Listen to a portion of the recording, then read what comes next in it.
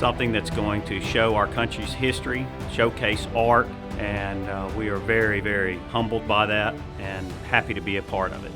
My name's Dean Gwynn. I am the president of Gate Precast Company, and today we're discussing some of the museums that we've done throughout the years.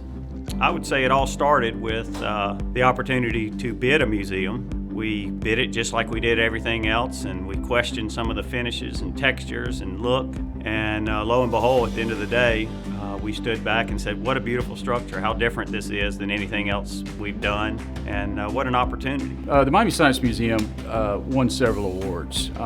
That was one, high achievement, but overall, the calls we get saying, hey, are you actually doing that down there? Is that self-supporting? Are those panels precast?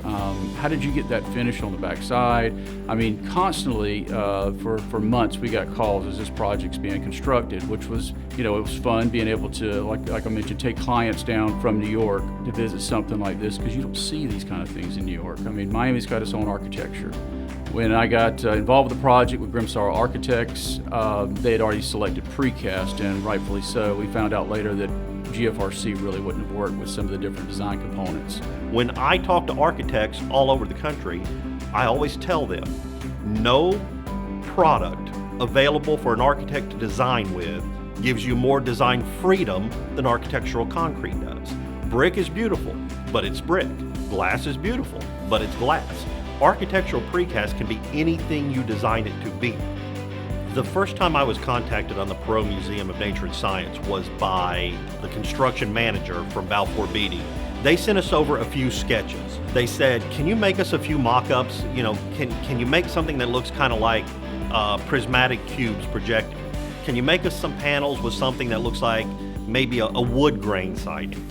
So we went through several iterations of just making sample panels of sketches that they were sending over. Then they called and said, we'd like to come to your plant and really get to understand your product. So the architects came to our facility in Hillsboro, Texas, and they were there for a couple of days. And what these two architects did was they learned how to make architectural precast. They were in the steel shop watching rebar get cut and bent and tied together.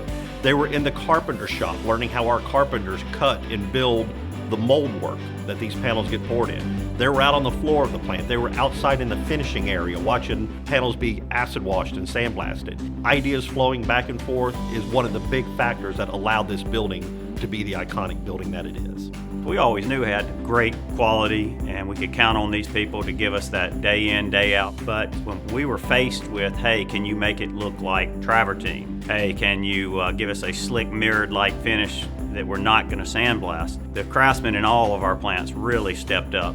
And what that's yielded today is an architect can hand us anything and say, can you make architectural precast look like this? Thank you for tuning in and watching this video and learning more about Gate. You've seen a lot of pretty video of projects, pictures, and a lot of talk. But if you want to meet the real craftsmen, please come to one of our 8 facilities.